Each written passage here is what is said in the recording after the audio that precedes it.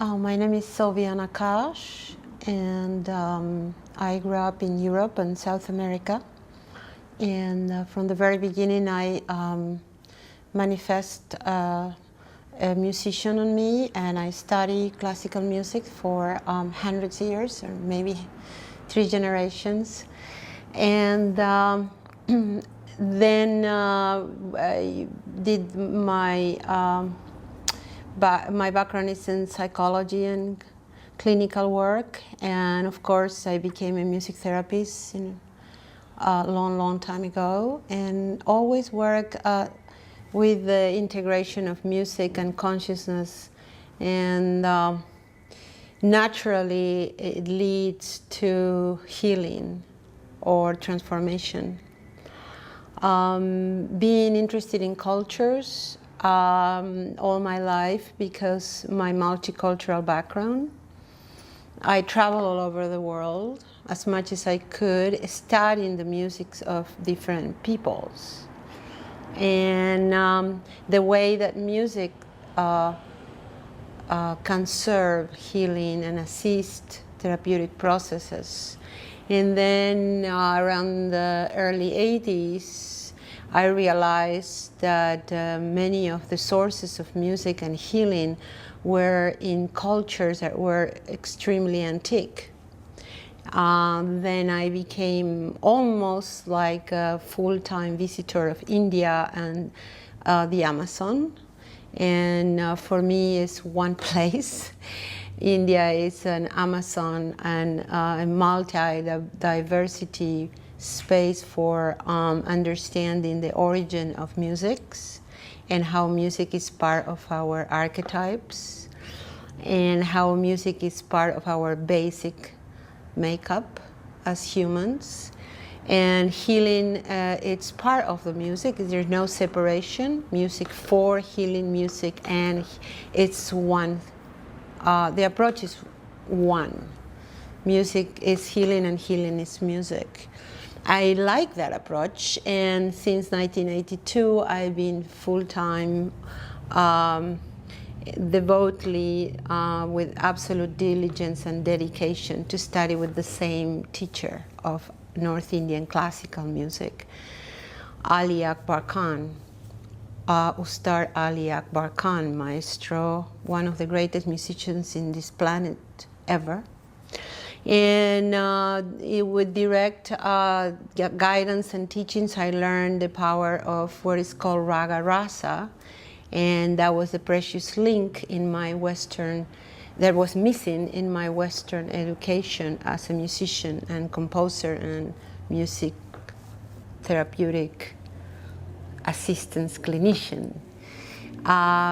In North India and also all India, in Sanskrit they use the word rasa, which has to be with the impact of music or an art, the impact that music and art has in emotions, naturally, how it conveys aesthetic emotions.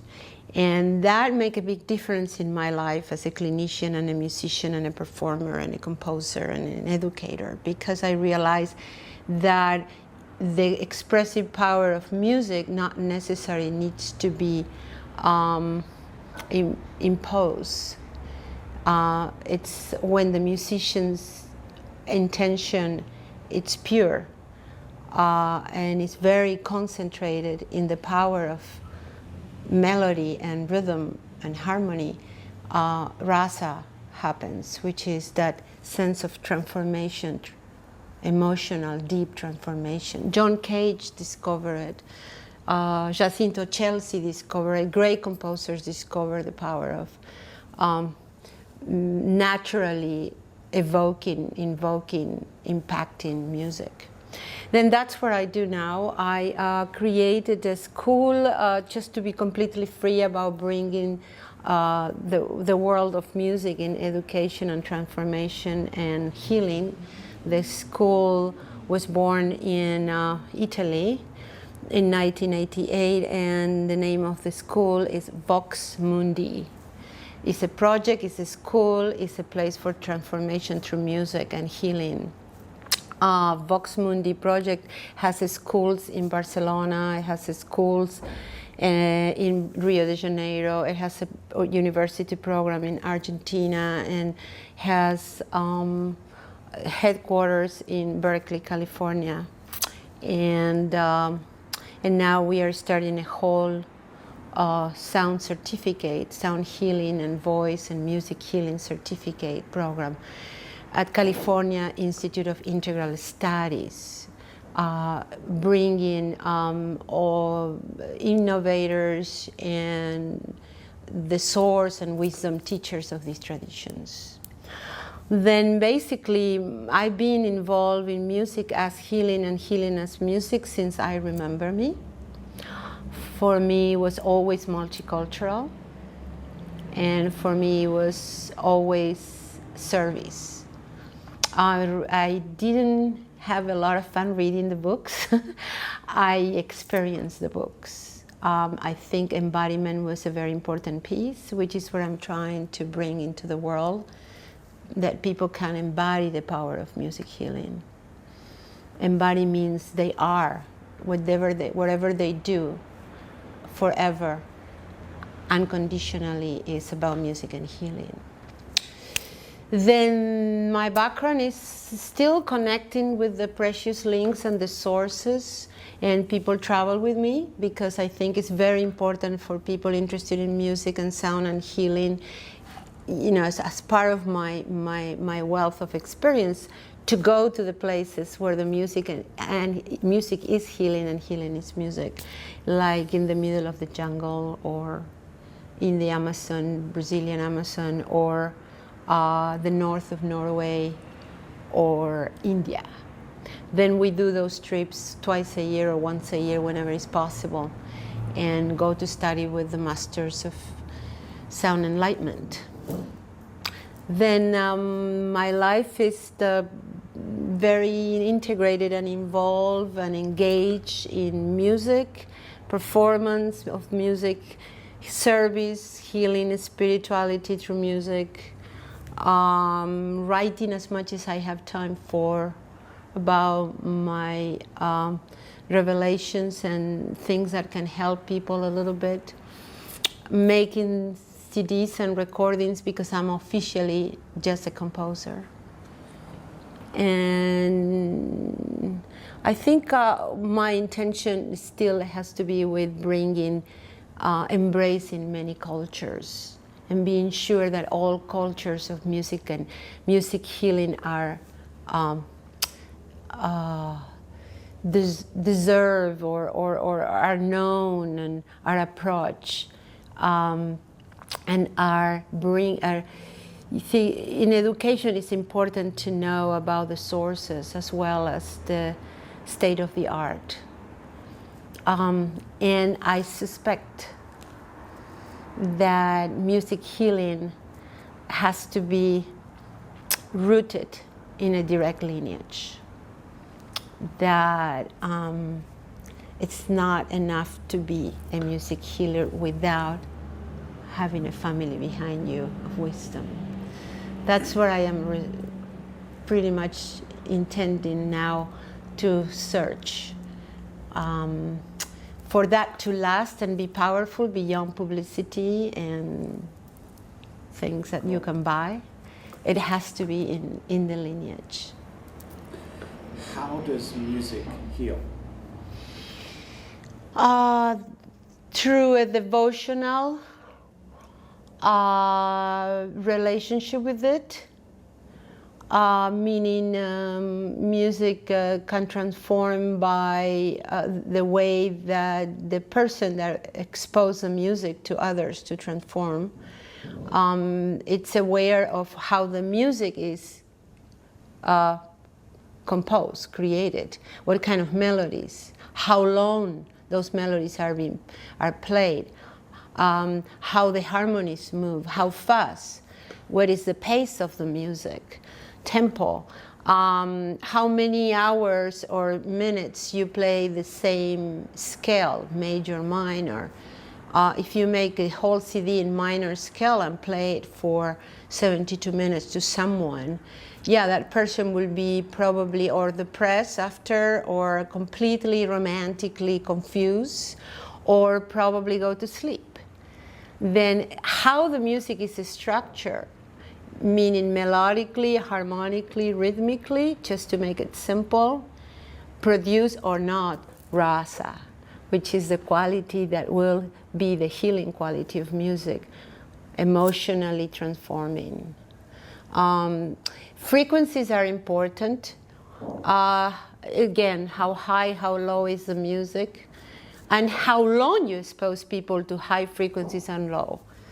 I mean, I love those big glass bowls, quartz, you know, the crystal balls. I think they're incredible, but and it's important to learn how to use them. There are people that are very good about, you know, listening to all the millions of frequencies that they produce in 1 minute, and how long you offer, and how you offer, and which is the intention. There's all these different parts that creates the healing environment, the container.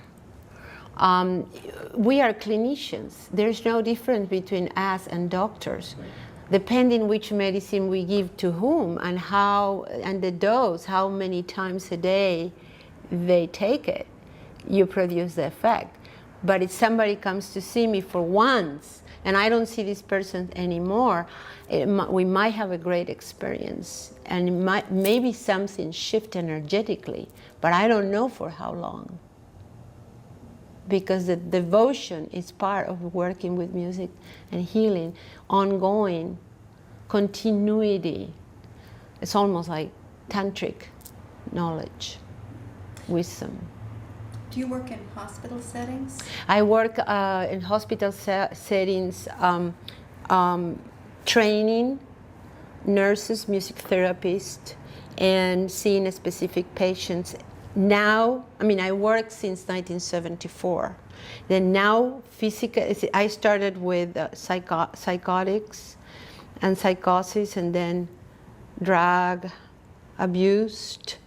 And then I think I've seen almost every kind of populations, what is called now bipolar disorders, Alzheimer's, and now I am physically, spiritually, and intellectually very involved in terminally ill and palliative care. I think I deserve to work in that field now after so many years of devotional clinical work. And so what do you do when you go in? It's just you accompany. You accompany, you hear, you listen to all the bardo, the different stages of transformation. People that are ready to pass away, and there are different forms of that. You work with fear. Then you work with music that contains the fear and releases the antidote. Again, it's medicine. I approach music as medicines, of herbs or things like that kind, as medicine. Well, I want to know how you see sound affecting the body. How does it happen? And of course you use the voice a lot too, right? Oh yeah. So the So voice. if you could explain that Okay. a bit. I started in early 70s working with a lot of instruments, and of course Western instruments, because I was still in the only Western style environment container.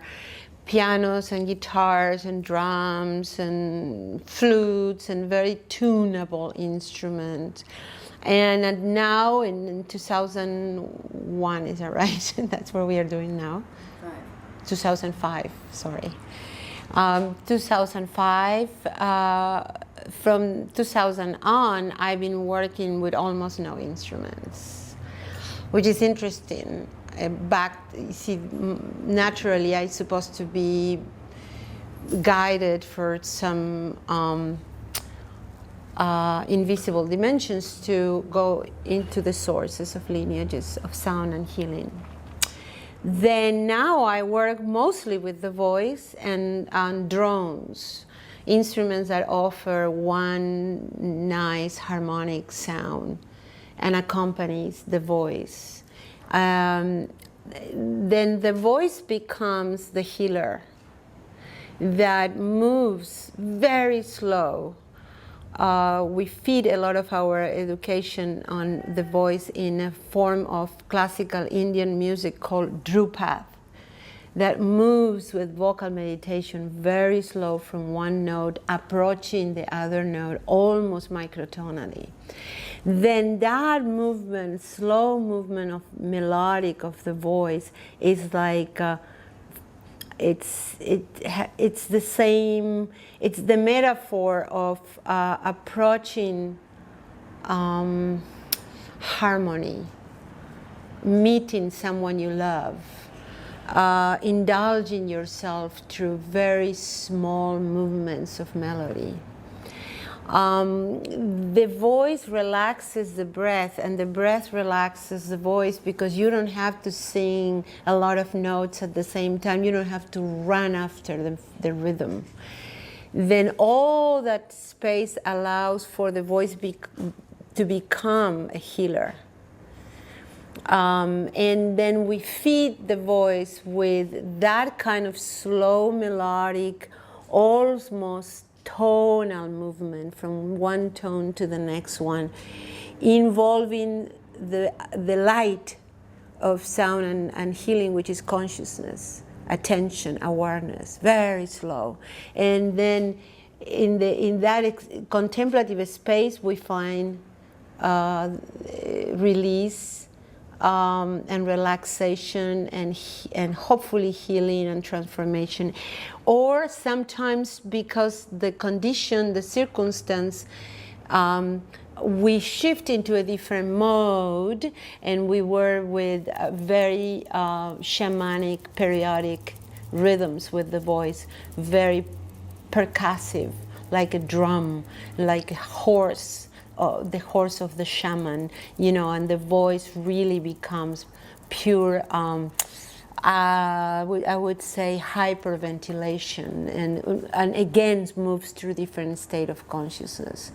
Then I have a whole different strategies, vocal strategies that I've been naturally creating and receiving and composing in early 70s, and they are forms of approaching healing with the voice.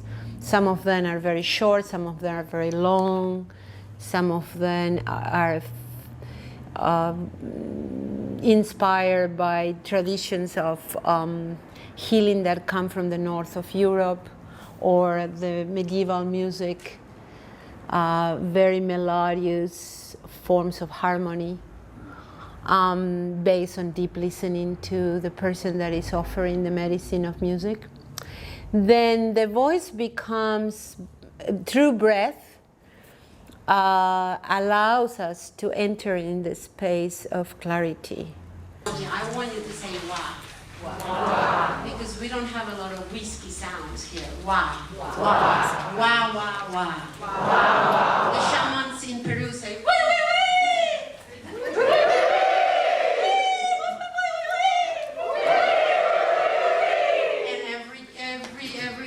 Of the African languages, there are millions of them, travel wah, wee, wah, and people are very open, right? Huh? Wah, wah. So,